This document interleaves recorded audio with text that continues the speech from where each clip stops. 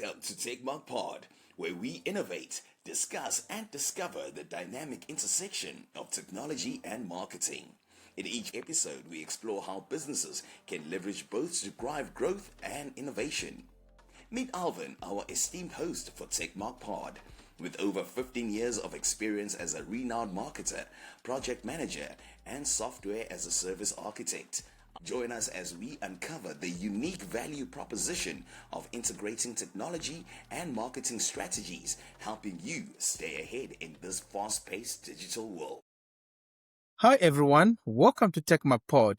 Today I do have a special episode. I would like to call it special in a way that, when I meet people in marketing that have achieved a lot in marketing, I tend to appreciate them more. And it's something that I wish I could have done when I was more in the industry. Today we're going to talk to Imke. Imke has worked with McKinsey, has worked at SAP, has worked at Google, which is something that everyone dreams to do in marketing. Imke, welcome to TechMark Pod. Thank you so much. It's lovely to be here, Alvin. Hi to you. Hi to your listeners. And happy Friday. We're recording on a Friday, so, always a good thing. Definitely. Happy Friday. And it's a lovely Friday today. There's no storm and it's sunny. So I'm looking to a good weekend this weekend. So Imke, we want to start. We want to start from the beginning. I would like you to introduce yourself. Sure. Well, hi, I'm Imke Dannhauser. I am a marketer and brand builder with, very close to 20 years experience, which, makes me feel like a fossil, but here we are. I started my career at SAP, working on brands that you'd recognize like Harding Black Label. Then I went to McKinsey & Company. I was a management consultant for a good 7 years, traveled the world, which was a lot of fun. And then I joined Google at the beginning of 2021, where I spent the last 4 years working on business units such as Gemini and Search, as well as Google's brand reputation in Africa. I left Google at the end of March and with 3 co-founders formed a brand consultancy or brand agency focused on startups called WS&O, Sales and Oars. And yes, having a lot of fun building something from the ground up. Amazing. That's really an amazing journey that you have had, Imke. So I just want to understand, as a marketer, how did you find it pivoting from SAP, which is a different marketing, and then you went to McKinsey, then of course you moved to Google. How did you find it? Those 3 organizations are 3 very, very different organizations, right? And so it was a very big adjustment from a culture point of view. But philosophically, on a Friday afternoon, I never think there's anything like wasted experience. And so every experience has helped me kind of build towards where I am today and has stood me in good stead wherever I found myself. So yeah, it's been a interesting journey, kept me on my feet. Okay, so you have had a very good run at Google, right? And this is the moment when Google is possibly, trying to grow in Africa, and with a lot of tech that is coming in and AI disrupting the industry. How do you explain your experience at Google? Joined Google as part of the brand reputation team, and I spent 3 of the 4 years on that team at Google. And a large part of that, responsibility was around how Google partnered with the communities in which it was part of. So Google is a force for good, effectively. And one of the things that I am most proud of, in fact, it is, career highlight number 1 on my CV, is the Google Hustle Academy, which is a project that I helped build and launch in the market. It is now Google's flagship small business enablement program in Africa, where they've just announced a large expansion with the Africa Free Trade Agreement as well. But that program, which is a 5-day free virtual bootcamp, helps small businesses figure out what they need to do to scale and grow. And one of the things that I'm proudest of is that as a result of that program and the research that we did based on the impact research that we did, for every 10 businesses that graduate, 4 new jobs are created in Africa. And that's something I'm so proud of. Wow, that's amazing. I understand Google has got so many programs for SMEs, right? And you're actually telling me this one as well, Bootcamp. I didn't know about this one. Were you also involved in the other programs that Google offers? Hustle Academy is probably the biggest program that I was involved with. I was involved with a number of different campaigns and broader strategy pieces, but in terms of, fully contained programs, the one that you'll recognize most is Hustle Academy. Yeah. So since you've been working in the startup environment and now you also moved to WS&O, which is also you're working with startups, right? I would just want to understand the startup world within Africa, right? Let's talk about Africa startups. The startups being able to survive from initiation to possibly becoming operational. Okay, do you have any statistics related to that? Couple of statistics, yes. I don't think anybody is going to be surprised to hear that, being a startup is tough. 30% of Yeah. startups see their 6th birthday. So that means that 7 out of 10 startups don't live for longer than 5 years. 1 in 10 manage to scale. So it is a tough job, being a startup, trying to build something. In Africa, also elsewhere in the world, I think something that's really encouraging is the amount of funds and accelerator programs focused on first-time founders, focused on helping founders invest in impact or impact investing in programs for good as well. And so it's not just around building the next unicorn. It is also about tackling, in particular, Africa's problems, job creation, but also using technology for education and healthcare, etc. So I think there is a lot of ideas. I think there is an ecosystem building around these ideas and these founders intent on supporting them and helping them be successful. Let's go back in time. You started at SAB. What are your major highlights at SAB? Gosh, just after the invention of color TV, we have to think back quite a long time now. My biggest highlight is probably the Carling Black Label Cup. I was part of the team that did the first one. So that was a really intense but incredibly rewarding program and activity. And just, such a thrill to see it come to life, standing there in Soccer City, seeing this thing that we worked, for 9 months to bring to life, kind of like out there on the field. So that was a great highlight. I also led the packaging redesign for Carling at that time. And so, I still see hints of that packaging work that I did in market now. And I am still, going, I signed off that label, so lots of highlights just around working on Carling. I was part of the team that helped to launch Grolsch in South Africa as well. So that was a fantastic opportunity too. So when you had Carling, I just want to understand your position. Was it branding or what was the position exactly? So the Carling team was a very large team. I was first a brand campaign manager and then later an acting marketing manager across 2 portfolios. I started as part of the Through the Line team. And so there my responsibility was around campaign activities. So, kind of 360-degree promotional campaigns. And then I moved to the strategy team, which is where I was involved with more of the strategy and innovation work. So, the packaging redesign, the overall narrative work, the annual strategy and planning cycles, those were kind of areas of my responsibility. McKinsey, right? It's a consulting firm. What is the difference between what you were doing at SAB and at McKinsey? That is a complicated question to ask, but let me try. What McKinsey does is, of course, help big organizations solve their most significant problems. And so what their value proposition, to use my word of the day, is really around bringing an independent perspective to these problems and helping the top team to figure out how to solve that. Obviously, if you're in a line function in an organization, you are much more operationally involved in the day-to-day. And so it is at a very different level versus the responsibilities of a management consultant. Consulting projects also tend to be much shorter, so 6 weeks to 3 months type sprints versus a line function, which obviously is longer term, even on a project basis. What was your major highlights at McKinsey? I joined the Johannesburg office as part of the implementation practice, and when I joined, the ops practice was focused only on, or, the implementation practice rather, was only focused on operational focused topics. So my first project was an IT transformation for a bank.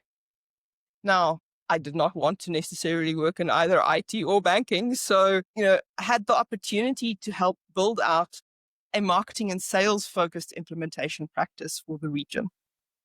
And so all the work around that, conceptualizing what the team would work on, what our internal value proposition would be, codifying the knowledge, helping to recruit people to fill out this team, all of that stuff. So creating a practice from scratch is something that I Yeah. was incredibly and still very proud of and really enjoyed doing. And I should say, gosh, as part of McKinsey, I worked in, I'm going to try and remember my list here, Alvin, but obviously Yeah. South Africa, but in Kenya, Israel, UK, Norway, New Zealand, so I traveled all over, and that was probably a huge highlight. I have an unhealthy attachment to my carry-on suitcase as a result, I should say, but I loved it. No, that's, I mean, it comes with the job, and it's quite amazing that you actually travel the world in such a manner. There's something that you just said, right? When you're talking about how you were actually, placed in environments where you were not much comfortable as a marketer, where you needed to work in IT and all that stuff, right? But you came out victorious out of the situation. Am I right? Is it something that marketers are capable of doing, that we are not rigid in a way that if we then move into IT, we are able to fit in into the environment and become victorious? I don't know how you saw it, but I'm talking from my own perspective. I did strategic management, right, as part of my degree of marketing. And when I got moved into operations management and all that had to do with strategy, it became easier for me. Look, I think there are technical skills that I didn't want to acquire within an IT or banking field, from a core banking stack. So let me be clear, I don't think you can just parachute a marketer into any functional area and they'll be successful. What I do think marketing forces you to do, because it is such a multidisciplinary discipline, double up on the word there, but, is to develop a flexibility in terms of, how you engage and understand different topics. And I think because marketing is ultimately about people, about understanding what people want, stakeholder management becomes something that is maybe a little bit more intuitive, because you have to have that empathy and ability to connect with people and understand them. That makes sense. Because, I mean, if you think about, even if you move to project management, it's about people. And I do believe with marketing skills, you can be able to actually manage the stakeholders in a project management field. Get grumpy with people. And I think the grumpiness comes from a maybe fundamental misunderstanding of what marketing is, right? If you look at marketing and you think marketing is pretty pictures and advertising, it is such a small facet of what real strategic marketing is actually all about. And so, the broader lens around marketing and around brand building, which includes understanding the brand's commercials and the product and the go-to-market, and, is a much larger universe of responsibilities. If you look at marketing from that perspective, then no, I don't think you should be surprised around the functional skills that the discipline requires. Wow. You've said it very, very well, because sometimes I find it difficult to explain, to SMEs or the clients to say, to make them understand what is marketing. Because of course they think maybe posting something on social media, that's marketing, that's it. There's nothing much they see and understand what is marketing. So the way you have just explained it, it really makes sense. I'm glad. I hope I didn't scare you. I'm not grumpy with you. But, the way I put this to people is to think about Tyler Perry's Medea movies. Think about New York City. Think about Lupita Nyong'o. They are all brands.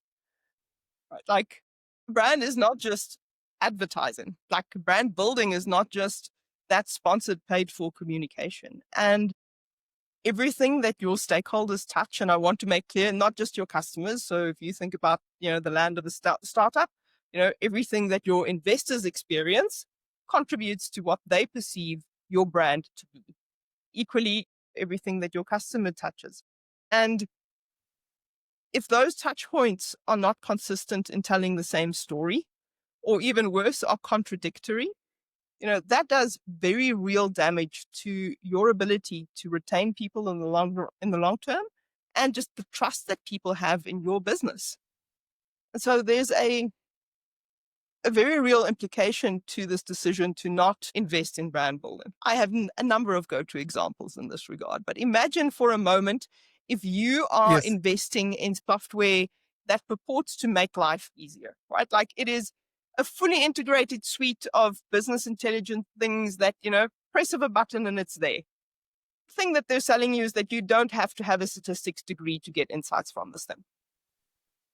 If you do, however, have to have 5 different engineering degrees to get this thing installed into your business and to understand how to just log in, those two experiences are so dichotomous that it starts really, before you've even engaged with the actual product and seen the value of the product, your audience starts going, can this be true?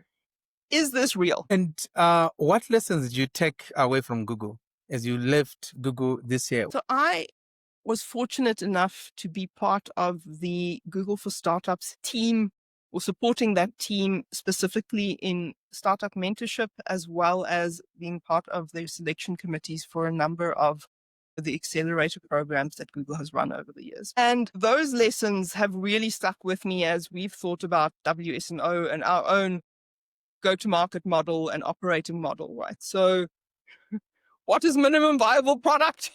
How do we build this thing for scale from the start? Those are questions that I've really kind of kept in the forefront of, my and my team's consciousness as we've made decisions for, around building the business. Wow. Let's talk about WS&O. So you moved from Google, now you have launched WS&O. What is WS&O? Let me tell you the WS&O origin story before I tell you what WS&O does. Yeah. I late last year moderated a pitch competition for the AU. And what struck me as I sat there listening to all these startups from all over Africa was they all had really interesting ideas, but none of them could actually articulate in a particularly compelling way. And, compelling is a word we use a lot because, it has a lot of connotation around how you actually move people, but they could not articulate what made them special and why they would win in the market. And I was relaying this, as I was thinking about, well, what is my next? I was chatting to a partner out of New York, and I was telling him the story. And John, I'd say to John quite often that, he should have business cards or a T-shirt printed that says, Chief Disruptor. He has an incredible ability to just ask one question that changes everything.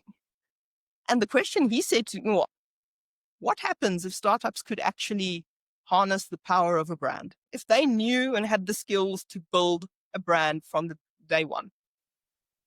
And so I kind of went into this catch up with John thinking, well, maybe we'll find some opportunities to do some freelance collaboration, and left with a half-shaped business plan for WS&O. So John is one of my co-founders of our agency. And it's an insight that's been really helpful as we've thought about how we support the startup ecosystem.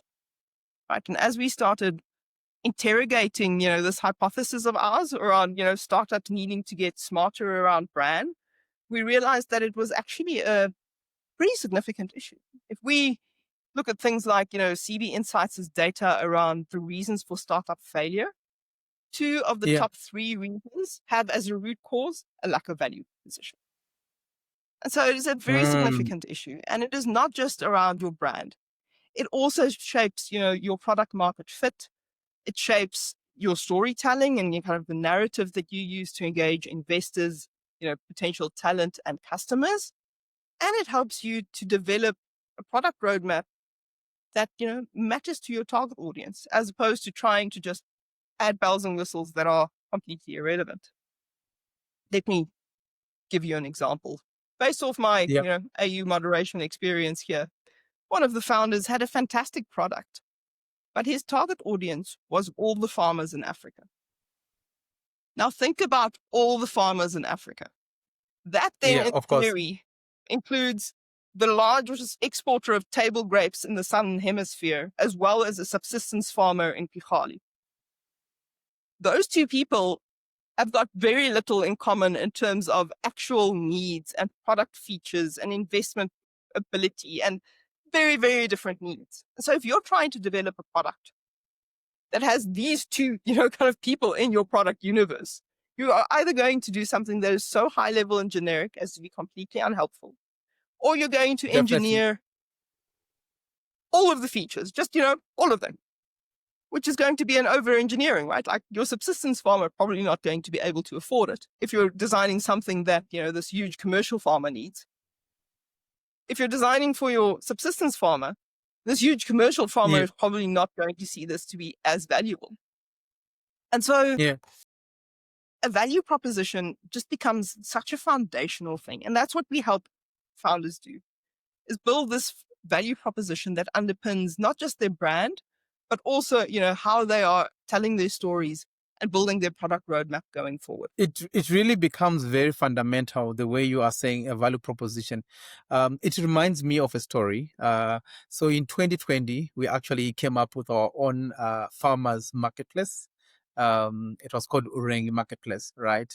We actually submitted for Google. We pitched to Google. I think they were looking for, I think it was called,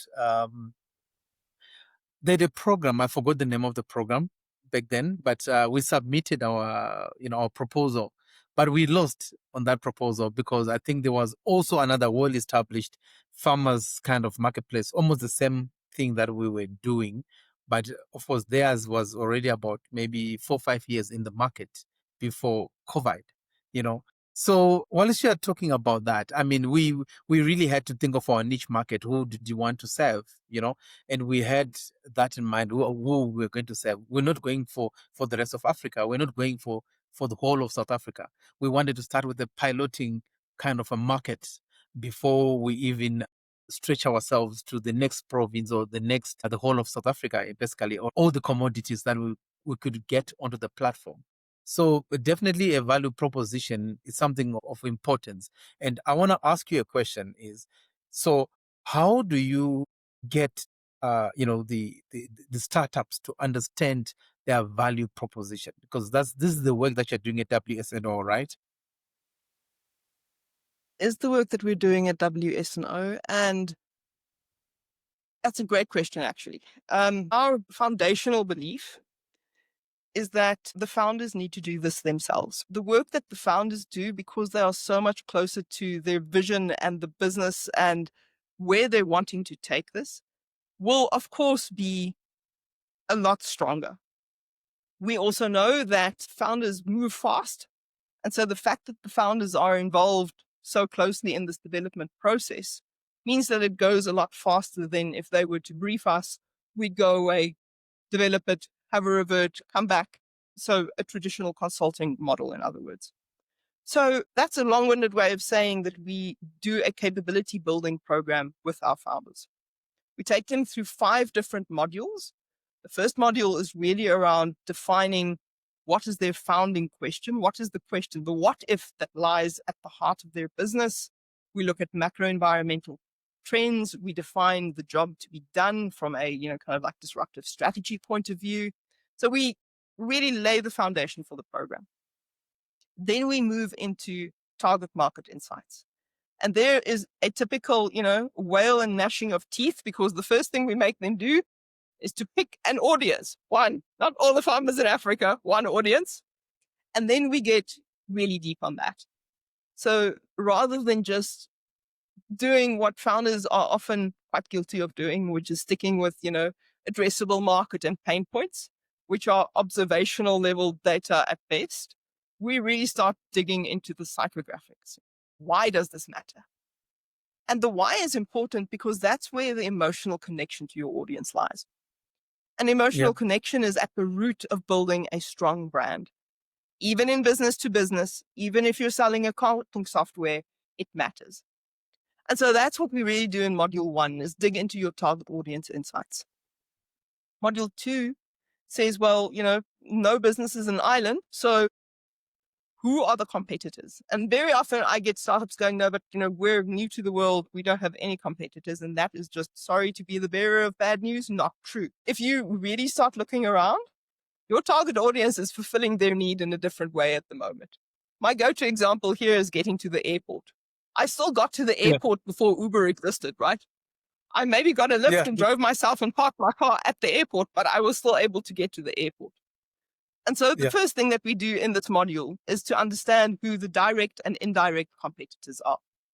And then we start saying, well, based on this competitor landscape, how are they showing up in the market? How are they competing? What are they offering your audience?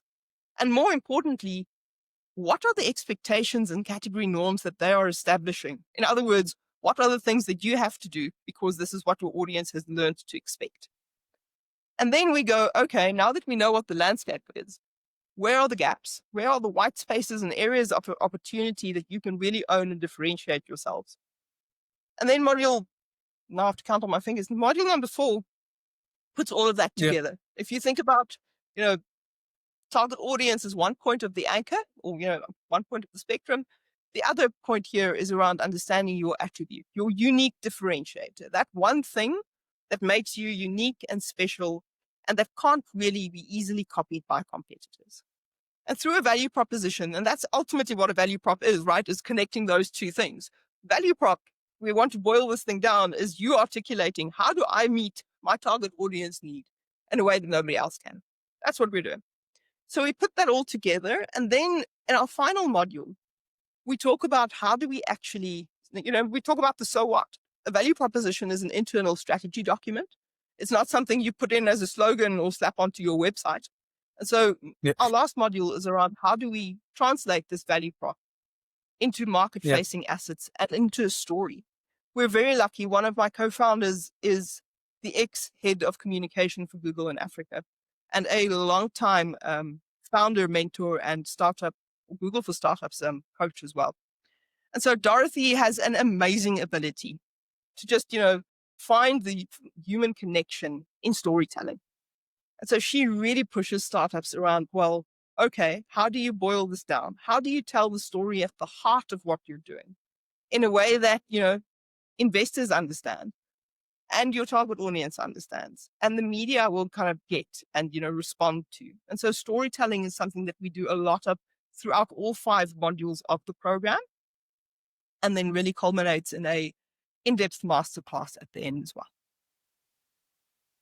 Yeah. So I came across something where they said that, to be a successful startup, you don't have to be an inventor. If you're a good copycat, then you might be a successful startup. What do you think of that statement? Saw a fantastic article on LinkedIn the other day. Somebody who was making the case for exactly this for sriracha, that spicy sauce, kind of like condiment. Yes. And the argument went that the person that kind of developed the recipe put all their effort into establishing the category, establishing sriracha, but not establishing their brand. And that makes you vulnerable, right? Because then suddenly the next entry into the market has the benefit of the category being created. So people know about this. And the luxury of kind of like shaping a brand around the work that you've done to just set the foundation. And I would argue that's something that tech innovation can get wrong as well. Right? They are so focused on how fantastic the tech is that they forget that the tech can be copied. Right? And if you think about generative AI, ChatGPT and friends, I'd argue that that's something that they're starting to experience at the moment as well. Right? Unless you have spent a lot of time really interrogating the differences between Claude and ChatGPT and Gemini and man on the street is not going to give you a thesis on, what I should use the different ones for. And that's the risk, right? Like you then just become a bit of a commodity. So I think we've already touched into AI. And then that was going to be my next question to ask. Okay, so what is your, possibly your thoughts around, startups and the way that AI is continuously innovating on a daily basis with something new in AI world. What is your thought on that? I think as with, I am actually quite sure that when Henry Ford came up with the motor car, people had the same conversation, which is that if you're clear what the benefits are that you are solving for, right, how you are using the technology with clear parameters, you can get great benefit out of it. I think AI can be incredibly helpful, particularly to first-time founders and in making things accessible to them that would otherwise have been, much too resource intensive or too expensive or taking too long to get to. And so it is a fantastic supplementary tool to build a business. If AI is, of course, not the core part of your business, where it is a part of the technical stack, a part of what you're bringing to market, right? I think there's a interesting amount of use cases and things that you can do. Again, I would just encourage you to think about how do you build your brand and not just the technology. One of the clients that we had on our pilot program in August, for example, is doing some fantastic work around AI-enabled cancer treatment development or recommendations. And so that was kind of their challenge. Like on the one hand, how do you tell a story that is not just technical?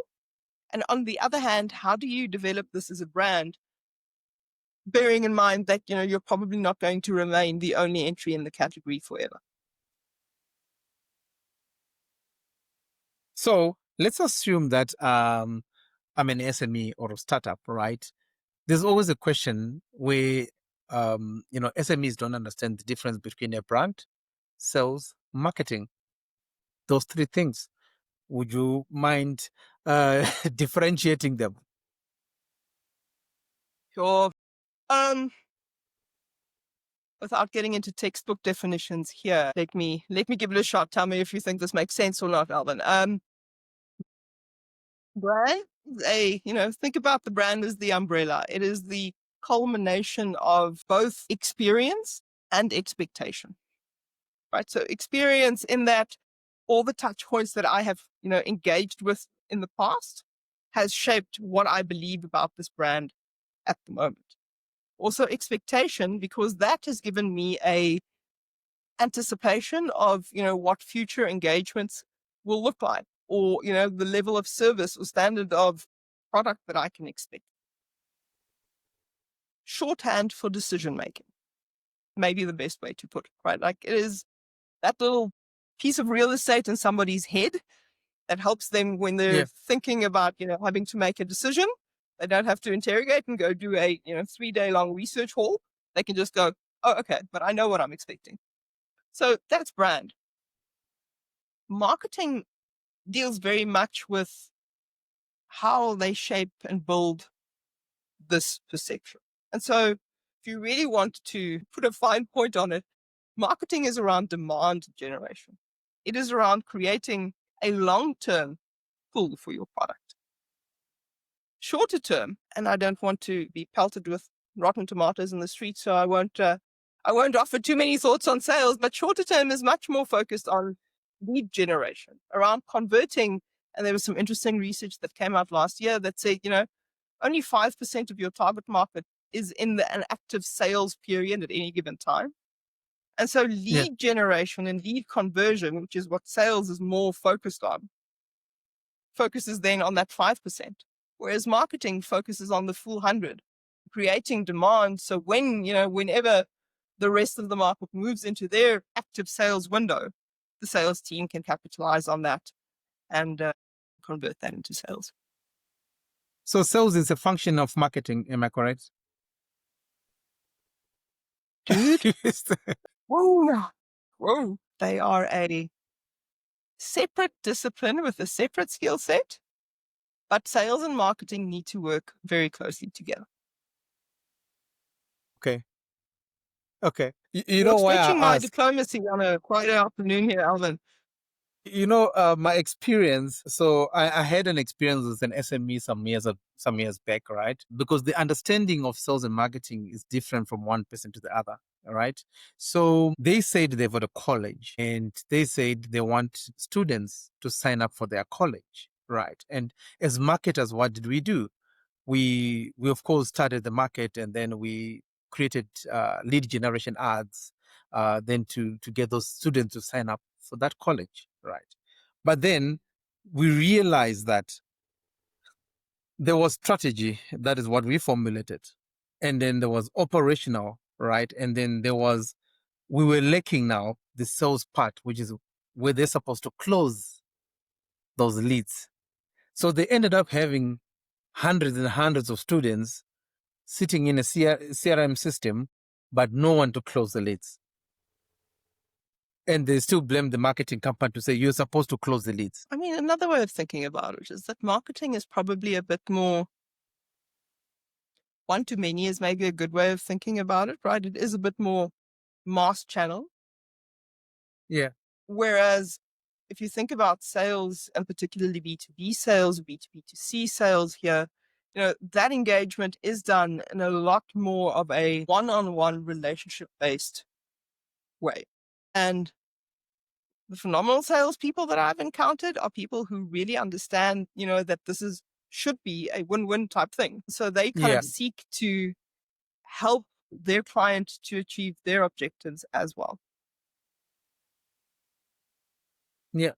So I want to ask the future of startups in Africa. What do you think is the future of startups in Africa? Wow. I hope bright is, I suppose, the the way to put that.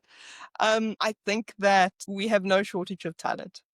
We have no shortage of brilliant ideas on the continent. I hope that new support systems, new funding sources, new technology helps Africans to really build and scale these ideas and to export it to the rest of the world.